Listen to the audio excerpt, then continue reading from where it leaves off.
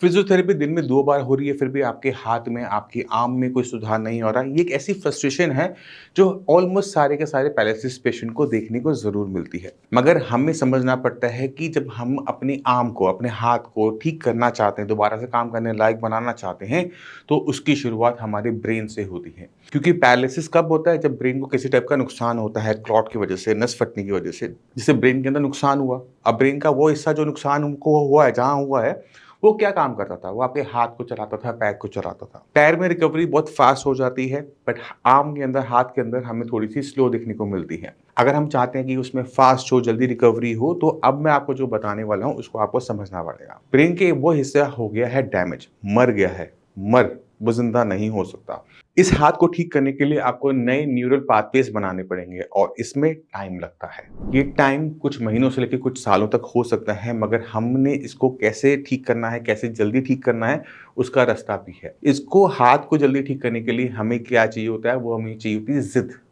हमें चाहिए होती है कंसिस्टेंसी, कि अगर हम चाहते हैं कि अपना आर्म को ठीक करना है, तो हमें एक ही एक्सरसाइज को बार-बार करना होता है। पेशेंट गलती क्या करता है? जो एक्सरसाइज उसके लिए आराम हो जाती है, ईज़ी हो जाती है, वो एक्सरसाइज को बार-बार करता रहता है।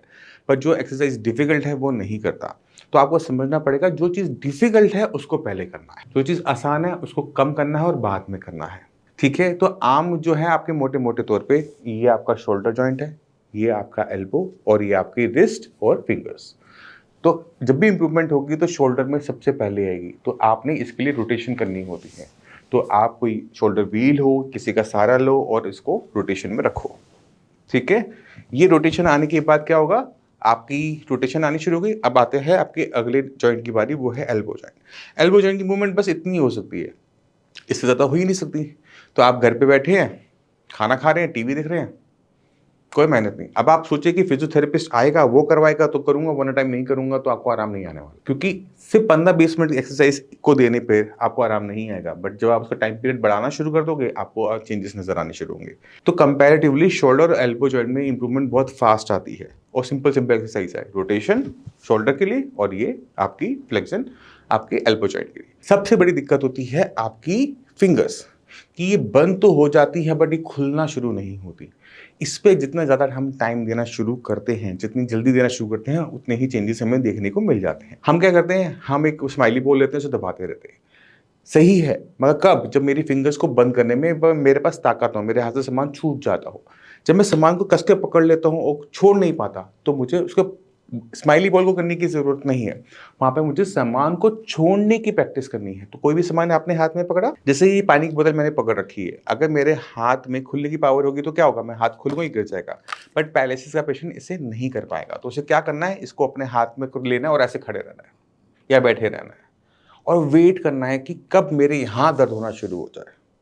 क्योंकि ये जो दर्द है ना, ये बहुत कुछ करवाने वाला है। हम इस दर्द को ना लेने से ना कतराते हैं कि ये दर्द नहीं चाहिए, ये दर्द नहीं चाहिए। बट ये दर्द थोड़ा-सा लो, क्यों? क्योंकि जब आपको आराम कब मिलेगा? जब आप इसको धीरे-धीरे कोशिश करोगे खुल जाए, खुल जाए, खुल जाए।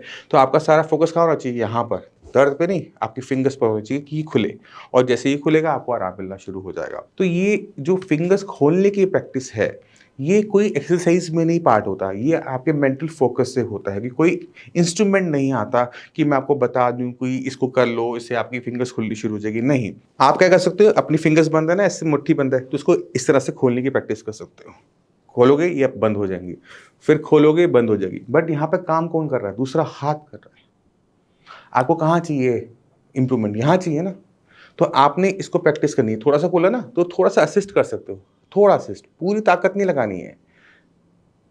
हम क्या करते हैं? ये करते रहते हैं, ये करते रहते हैं, ये कर देंगे, ये करें, ये नहीं करना होता। तो आप समझो कि आपको जो काम आपके लिए डिफ़िकल्ट है, उसको जितनी ज़्यादा टाइम दोगे, उतनी जल्दी उसमें इम्प्रूवमेंट होगी। तो आर्म की एक्सरसाइज़ की हम बहुत डिटेल वीडियोज़ मल्टीपल बना चुके हैं। मैं चाहता हूँ कि आप वो सारी वीडियोज़ जाके देखो। सबके लिंक मैंने आपको डिस्क्रिप्शन में दे रखे हैं, तो आप बारी-बारी जाकर उनको देख सकते हो और अपने आर्म के अंदर आराम लेकर आ सकते हो, डिपेंडिंग अपॉन कि आपको दिक्कत क्या हो रही है। आपको स्पेशलाइज़ एक्सरसाइज़ करनी है, टाइम ज़्यादा देना है, इस चीज़ को भूलिएगा मत। और इसी के साथ मैं चाहता हूँ कि जाने से पहले मैं आपको कुछ पैरालिसिस के पेशेंट से मिलवा के ज़रूर जाऊँ, जिससे आपको थोड़ा-सा मोटिवेशन, थोड़ी-सी एनर्जी मिले कि हाँ, हम भी ठीक हो सकते हैं। नमस्कार जी, कैसे हैं आप? हाँ सर। मयूर जी ना? हाँ बोलिए सर। उजाला आ रहा है? हाँ हाँ, थोड़ा सा कम आ रहा है, अब ठीक है। अब दिख रहे हो हाँ थोड़ा सा? हाँ, सब ठीक है। ठीक है। अभी क्या कंडीशन है, थोड़ा सा हाँ बताओ। एकदम। हाँ, मैं अपना दवाई खा रहा था आपका, हम्म। लेकिन रिजल्ट बहुत अच्छा है, ये अभी खुलने लगा है, ये देखो। अच्छा, बहुत रिजल्ट है। तो पैरालिसिस आपको हुआ कब था? 2025 को। 2025 का महीना बताओ। फेब में। फेब में हुआ था, अभी पिछले महीने ही हुआ फिर तो। 2000, 1 साल हो गया। हाँ। अच्छा, तो अभी 1 साल में हमारा क्या मतलब, अभी जो कंडीशन थी अभी मेडिसिन लेते हुए कितना टाइम हुआ आपको? मेडिसिन लेके 2 महीना ही हुआ। 2 महीने हुआ। और काम क्या करते हो? मैं एपिथा साइंस प्राइवेट लिमिटेड में जॉब पे था।